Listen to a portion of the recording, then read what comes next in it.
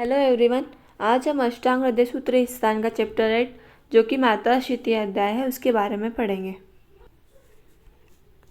मात्रा स्थिति का अर्थ होता है, मात्रा स्थिति दो शब्दों से मिलकर बना है, मात्रा और अस्थिति। तो मात्रा मतलब होता है क्वांटिटी और अस्थिति मतलब होता है भोजन, अन्न। ठीक है, तो हमें अन्न की कितनी मात्रा में लेना चाहिए, हमने अगर भोजन कम मात्रा में लिया या फिर ज़्यादा मात्रा में लिया तो उससे कौन सी डिसीज़ होगी और उनका ट्रीटमेंट कैसे करेंगे, उस सब चीज़ों के बारे में जिस चैप्टर ने बताया उसका नाम है मात्रा स्थिति अध्याय। सबसे पहले हम देखते हैं आहार की कितनी मात्रा लेनी चाहिए। मात्राशि सर्वकालम स्यात् मात्रा अग्ने प्रवर्तिका मात्राम द्रव्याणपेक्षन्ते गुरुण्यपि लघुन्यपि। मनुष्य को सदा मात्रा के अनुसार भोजन करना चाहिए क्योंकि उचित मात्रा में किया गया भोजन जठराग्नि को प्रदीप्त करता है। अगर हम जितनी मात्रा में नॉर्मली खाते हैं उतना ही खाएंगे तो हमारा डाइजेशन सही रहेगा, लेकिन अगर हमने ज़्यादा खा लिया या फिर कम खा लिया तो हमारी जो अग्नि है ना उसमें प्रॉब्लम आएगी। मात्रा का निर्धारण गुरु तथा लघु द्रव्यों को देखकर करना चाहिए। मतलब ऐसा नहीं कि हमको दिन भर में मतलब 750 ग्राम खाना है तो हम उतना खाएंगे। वो डिपेंड करता है कि हम कैसे खा रहे हैं।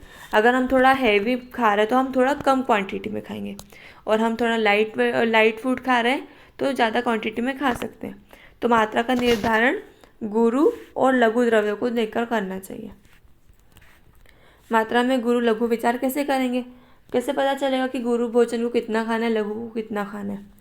गुरुणाम अर्धसोहित्यम लघुनाम न तृप्तता मात्रा प्रमाणम निर्दिष्टम सुखम यावत विजर्यते। गुरु भोजन को आधी तृप्ति होने तक खाना चाहिए, ठीक है, फिर छोड़ देना चाहिए। मतलब हम खाना खा रहे हैं, हमको ऐसा लगा कि हमारा पेट आधा भर गया है, बस इतना ही खाना चाहिए गुरु भोजन को। और लघु भोजन को अधिक तृप्त होने तक नहीं खाना चाहिए। मतलब नॉर्मली पेट भर गया लेकिन ऐसा नहीं कि बहुत ज़्यादा ही खा लिया, उतना नहीं खाना है। वास्तव में भोजन की उचित मात्रा वही होती है जो सुखपूर्वक पच जाए। तो गुरु भोजन को आधी तृप्ति होने तक खाना चाहिए और लघु को अधिक तृप्ति होने तक नहीं खाना चाहिए, ठीक है। उसके बाद आता है हीन मात्रा में आहार से सेवन हानि, कि अगर हमने खाना कम खाया तो क्या होगा।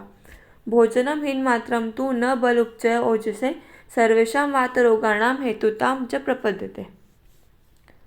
हीन मात्रा में भोजन करने से बल, शरीर पुष्टि और ओज नहीं बढ़ता है, क्योंकि हम कम खाएंगे तो हमारे शरीर में ज़्यादा लगेगा ही नहीं ना, हमें धातुएं बढ़ेगी नहीं। अगर धातुएं नहीं बढ़ेगी तो शरीर की पुष्टि नहीं होगी, शरीर का बल नहीं बढ़ेगा और ओज भी नहीं बढ़ेगा।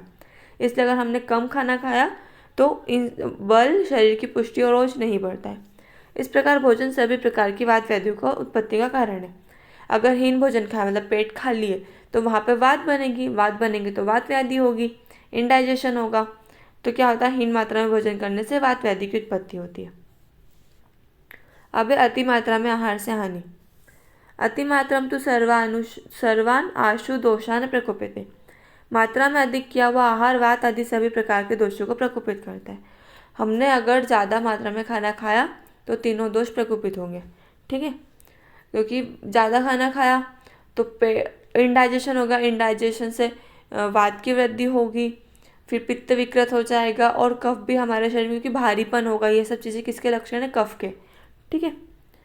फिर है विसूचिका, कि ये सब डिसीज़ के बारे में आगे, कि हमने अगर खाना अति मात्रा में खाया तो उससे कौन कौन सी डिसीज़ होगी। उसमें पहला है विसूचिका, ये आप याद कर लेना, इसका लक्षण ये एग्जाम में आता है। विसूचिका अल्सर कुछ न कुछ तो एग्जाम में आता है, 2 मार्क्स में आएगा, 5 मार्क्स में आएगा, लेकिन आएगा।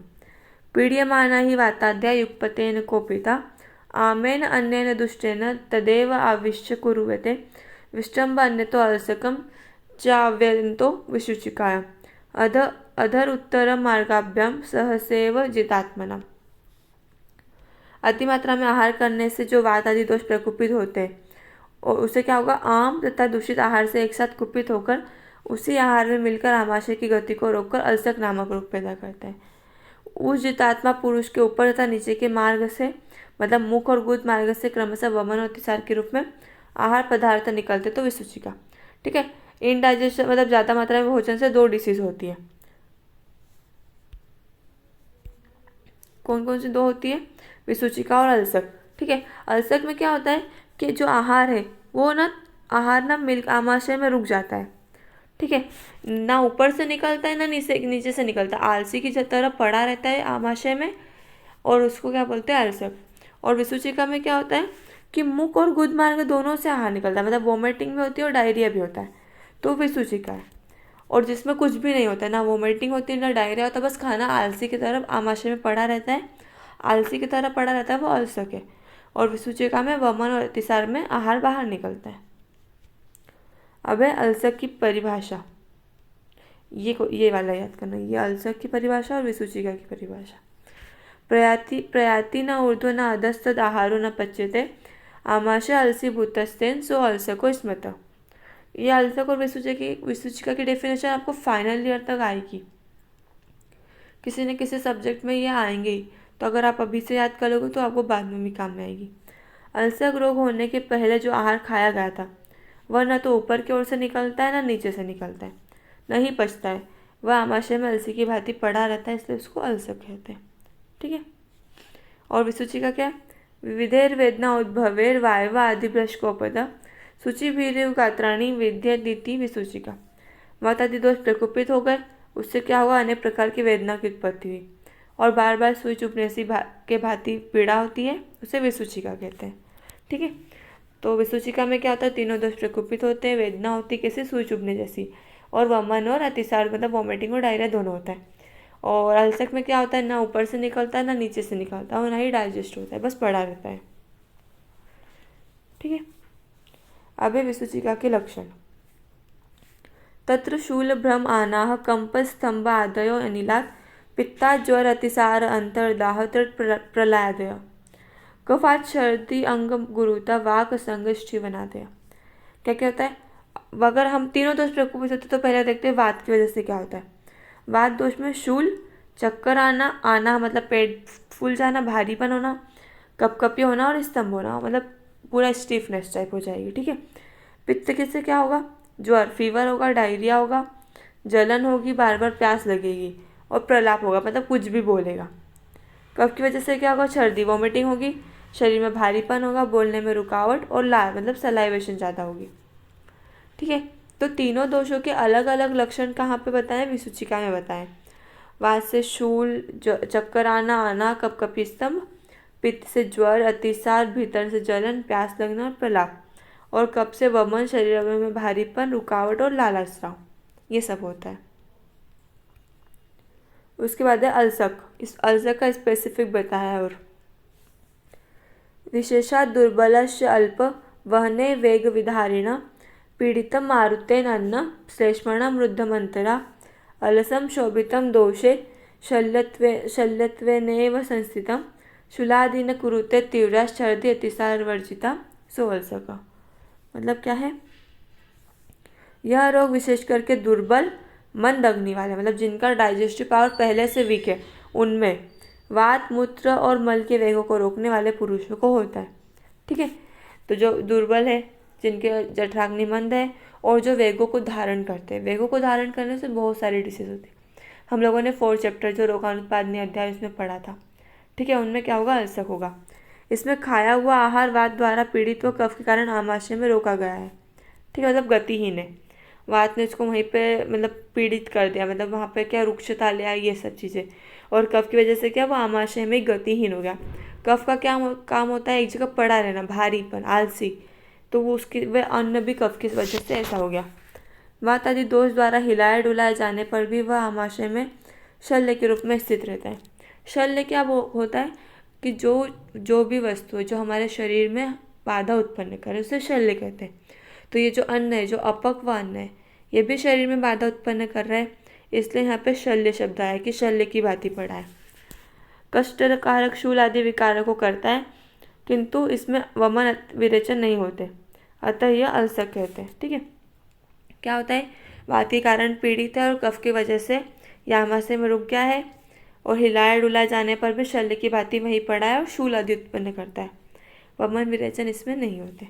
वमन विरेचन किस में होते हैं, विसूचिका में। ठीक है। अब ना अल्सक का कॉम्प्लिकेटेड फॉर्म कि क्या होगा कि अल्सक और ज़्यादा मतलब अब इसमें वमन अतिसार नहीं हो रहा है और हम अगर इसका ट्रीटमेंट नहीं करेंगे तो क्या होगा।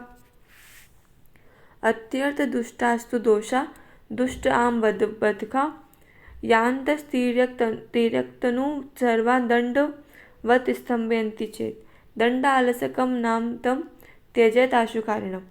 ऊपर कहे गए कारणों से वात आदि दोष अत्यंत कुपित और दूषित होकर आम अन्न द्वारा मुख और गुद मार्ग के रुक जाने के कारण ये तिर्यक वाही अर्थात रसवायु स्रोतस में चले जाते हैं। तो रसवायु स्रोतस में चले जाकर दंड के समान जड़ हो जाता है, तो इस रोग को दंडाल से कहते हैं। यह रोग शीघ्र मारक है और चिकित्सा करना छोड़ देनी चाहिए। इसमें मतलब क्या होता है, ना ऊपर से निकल रहे हैं ना नीचे से निकल रहे हैं, तो क्या होंगे, दोष टेढ़े जाएंगे ना, इधर जाएंगे इधर जाएंगे इधर जाएंगे, मतलब पूरे शरीर में फैल जाएंगे और क्या करेंगे, शरीर को जकड़ लेंगे। मतलब जो डंडा होता है ना, दंड लकड़ी की तरह हमारे शरीर को पूरा जकड़ लेंगे, हमारा शरीर पूरा कड़क हो जाएगा, तो उसको क्या बोलते हैं, दंडाल्सक, और उससे शीघ्र मृत्यु होती है। ठीक है। आशुकारिणम, यह इसकी चिकित्सा छोड़ देनी चाहिए, मतलब इसकी कोई चिकित्सा करने का कोई मतलब ही नहीं है। अगर यह हो गया मतलब व्यक्ति की मृत्यु कन्फर्म है। ठीक है।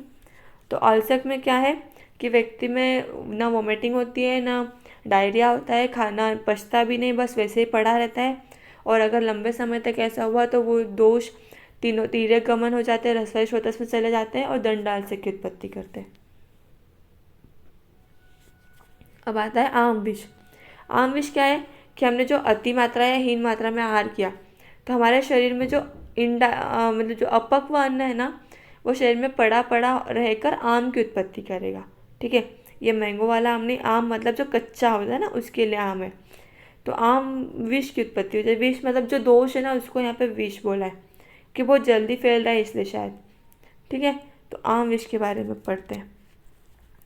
विरुद्ध अध्यशन अजीर्णशीलिनो विषलक्षणम आम दोषम महाघोरम वर्जित विष संज्ञकम विष रूप आशुकारित्वाद विरुद्धोपक्रमत्वम।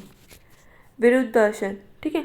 मतलब जो विरुद्ध भोजन हमने पढ़ा था 7 चैप्टर में, विरुद्ध के बारे में, सारे विरुद्ध आहार, दूध और मछली, दूध दही, ये सब चीज़ें अगर हमने वो खाया, फिर अध्यशन मात्रा से ज़्यादा भोजन करा, अजीर्ण अवस्था में भी आहार करने से पुरुष का आम दोष अत्यंत कष्टदायक होता है।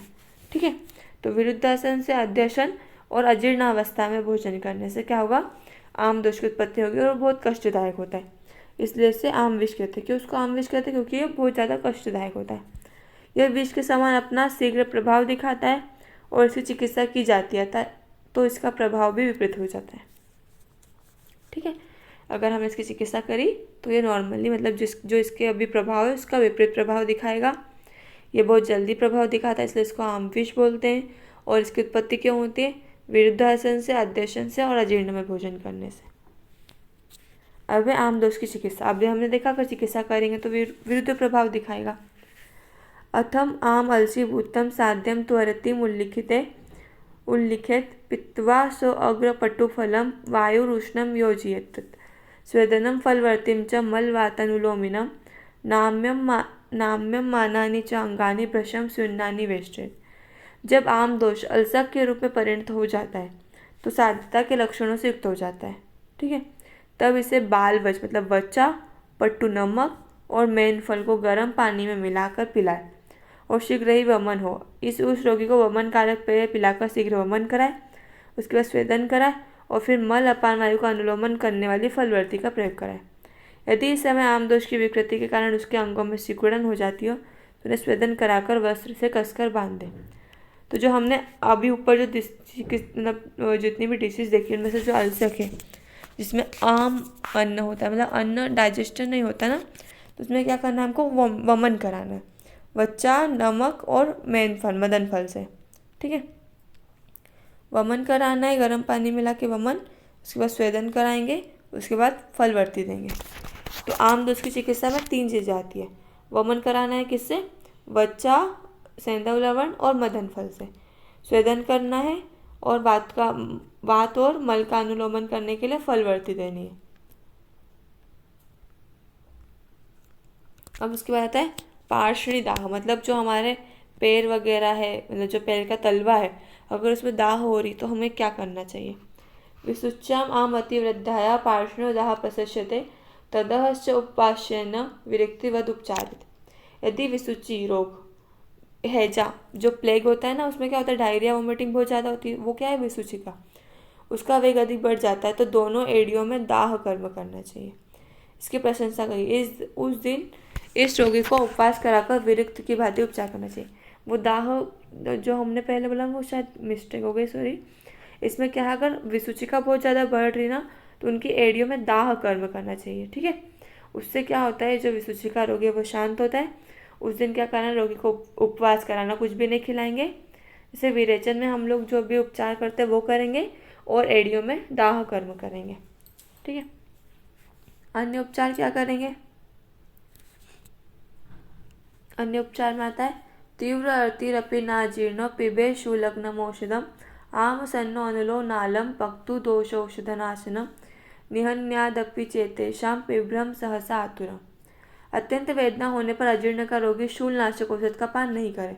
ऐसा नहीं कि पेन हो रहा तो पेन किलर खा ले, ऐसा नहीं है। आम दोष के कारण मंद, जठराग्नि, वाताति दोष औषध अशन आदि को पचाने में समर्थ नहीं होती। हम जो भी खाएंगे ना, हमारी अग्नि मंद है तो वो औषध को भी नहीं पचाएगी, न अन्न को पचाएगी न दोष को पचाएगी।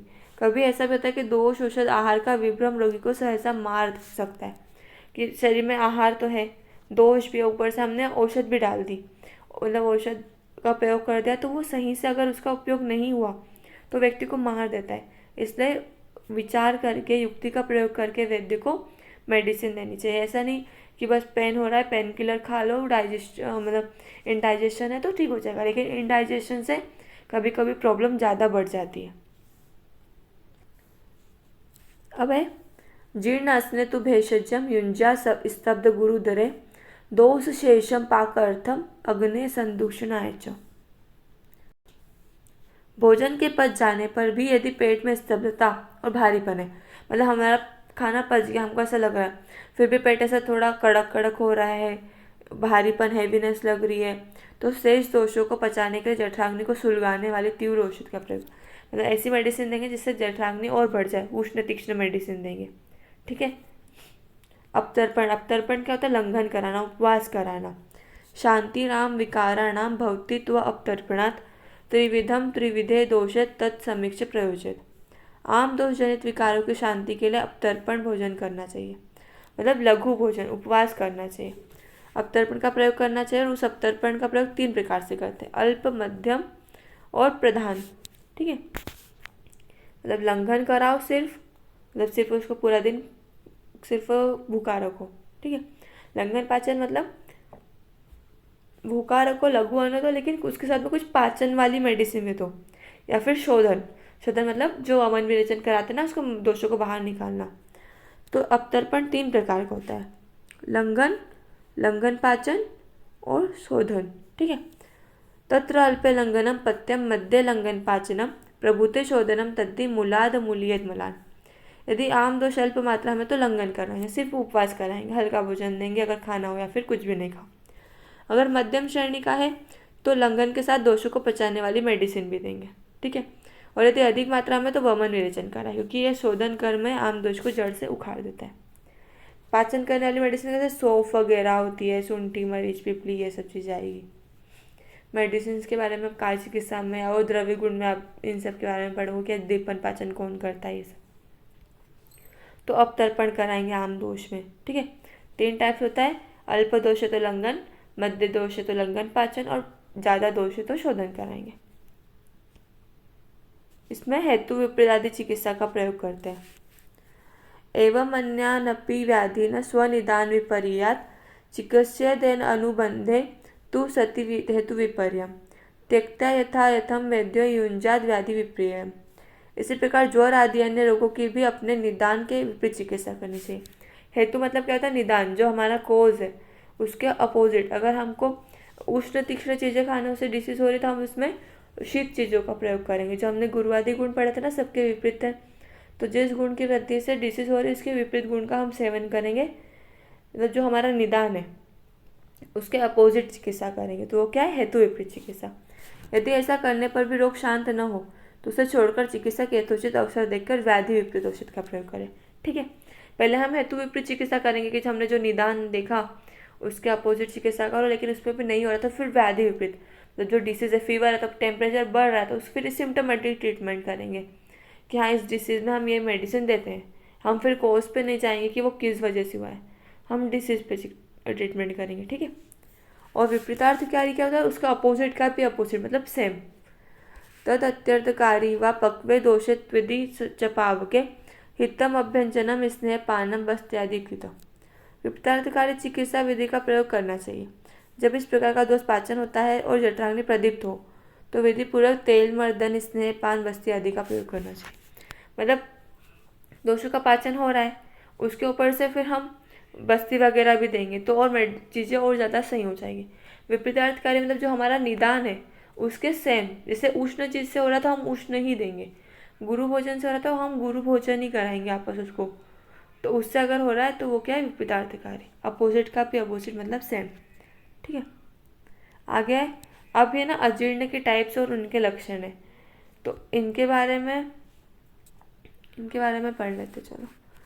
तो अजीर्ण के 4 प्रकार बताए, आम अजीर्ण, विष्टब्दाजीर्ण, विदग्धाजीर्ण और रसशेषाजीर्ण। ठीक है, तो आम अजीर्ण में क्या है, अजीर्णम च कफयदामम तत्र शोफ अक्षिगंडयो सद्यो भुक्त इव उद्गार प्रशेक उत्क्लेश गौरव। ठीक है, ये एग्जाम में आते हैं अजीर्ण के टाइप्स। कफ दोष के प्रकोप से आम अजीर्ण होता है, इसके ये याद ना, आम अजीर्ण किस हो रहा, कफ से, विशब्दाजीर्ण वात से होगा और विदग्धाजीर्ण पित्त से हो रहा है। तो कफ दोष के प्रकोप से क्या हो रहा है, आम अजीर्ण। इसमें लक्षण क्या होंगे, आंखों और गालों पर शोथ होगा, तत्काल खाए हुए आहार के उद्गार का आना मतलब डकार आएगी, लालाश्रा होगा, जी मचलाएगा और शरीर में भारीपन होगा। ठीक है, विष्टब्दाजीर्ण में क्या होता है, वात प्रकोप होता है, विष्टब्द अनिल शूल विबंधा आदमान साधकृत। वात दोष के प्रकोप से विष्टब्दाजीर्ण होता है। इसमें क्या होता है, पेट में शूल होता है, मलमूत्र अपान वायु का रुकावट, अफरा और ढीलापन। इनके सिम्टम्स याद करने, वही है, कफ में कफ वाले लक्षण है, शोथ हो रहा है, उद्गार, लाला स्राव, जी मिचलाना, भारीपन। वात में शूल, रुकावट, अफरा और ढीलापन। अब पित्त, विदग्धाजीर्ण, पित्तात विदग्धम तृण मोह भ्रम अम्ल उद्गार दाहवत। पित्त दोष के प्रकोप से विदग्धाजीर्ण हो रहा है, प्यास लगना, बेहोशी, चक्कर आना, खट्टे डकार आना और जलन होना, ये सब पित्त वाले लक्षण है। ठीक है, फिर है चिकित्सा सूत्र, जो हमने अजीर्ण पढ़ा उसका चिकित्सा सूत्र कि किसमें कौन सा कराएंगे। लंघनम कार्य मामेतु विष्टब्दे स्वेदनम भ्रशम विदग्धे वमनम यद्वा यथा स्वस्थम हितम भवेत। आम अजीर्ण में रोग के अनुसार पूर्ण लंघन करें। ठीक है, जो हमने पहले देखा था लंघन पाचन, तो पूर्ण लंघन है तो उपवास करेंगे, थोड़ा बहुत लघु आहार ले सकते हैं। विष्टब्दाजीर्ण क्या है, इसमें कौन सा दोष प्रकोपित हुआ, वात, तो बार बार पेट में स्वेदन करेंगे। वात में क्या होता है, शीत गुण होता है, तो हम उष्णता देंगे, थोड़ा स्वेदन करेंगे तो वात शमन होगा। और वात दोष का अनुलोमन करेंगे क्योंकि वहाँ पे अवरोध हो रहा है मल मूत्र अपान वायु का, तो हम उसको अगर बाहर निकाल लेंगे तो ये इजीली ठीक हो जाएगा। ठीक है, ये यहाँ पे ना विदग्ध आएगा, विदग्धाजीर्ण। तो क्या करेंगे, वमन कराएंगे, और वमन में भी पित्त दर्शन न हो जाए तब तक कराएंगे। दिखता है वॉमिटिंग कराता है तो पहले औषध द्रव्य निकलता है, फिर दोष निकलते हैं, कफ निकलता है, लास्ट में पित्त निकलता है, तो पित्त दर्शन नहीं हो तब तक कराना चाहिए, अन्य लक्षणों की शांति होने तक कराना चाहिए। ठीक है, तो आम में क्या कराएंगे, लंघन कराएंगे, आमाजीर्ण में लंघन कराएंगे, विष्टब्दाजीर्ण में स्वेदन कराएंगे और अनुलोमन, और विदग्धाजीर्ण में वमन कराएंगे। फिर यहाँ पर है विलंबिका, गरी यशो भवेद लीनाथ आमादेव विलंबिका कफ वात अनुबंधा आम लिंगा तत्सम साधना। भयावह आम दोष जो लीन रहता है, मतलब जो छुपा हुआ है, मतलब थोड़ी मात्रा में तुम्हारे शरीर में पड़ा रहेगा लंबे समय तक, तो उसी से विलंबिका रोग होता है। इसमें कफ और वात दोष युक्त आम अजीर्ण के लक्षण होते हैं। जो हमने आम अजीर्ण के लक्षण देखे थे ना, शरीर में भारीपन, लाला स्राव, ये सब दिखेंगे। और जो कफ वात दोष के लक्षण है ना, आम अजीर्ण और विष्टब्दाजीर्ण वाले, वो लक्षण दिखेंगे तो उसको क्या बोलते हैं, विलंबिका।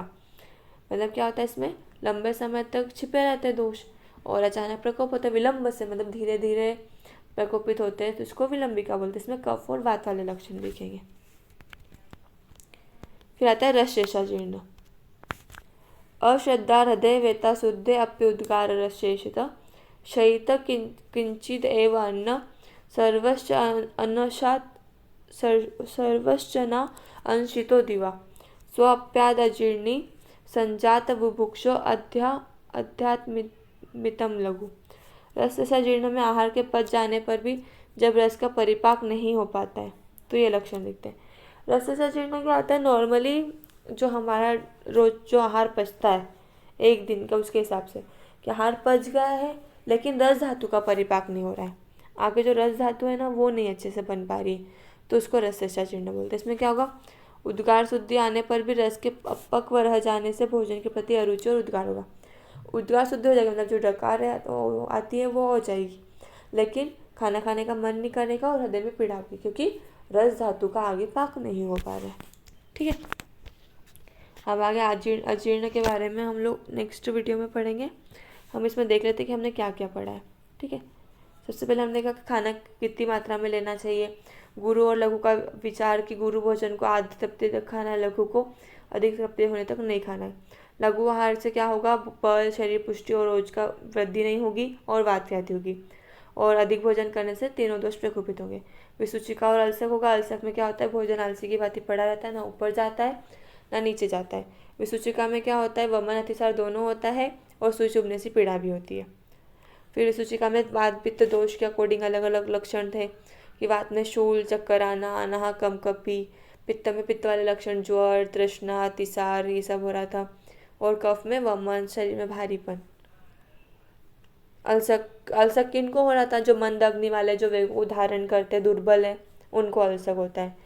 और अगर अल्सक का ट्रीटमेंट सही समय पर नहीं किया तो वो दंड अल्सक बन जाता है, क्योंकि दोष ना तो ऊपर जाते हैं ना नीचे जाते हैं, तीरक गमन करके शरीर को दंड की भांति जकड़ लेते हैं।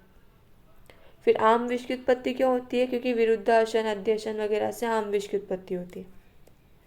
उसमें चिकित्सा क्या कराएंगे, हम वमन कराएंगे, स्वेदन कराएंगे और फलवर्ती देंगे।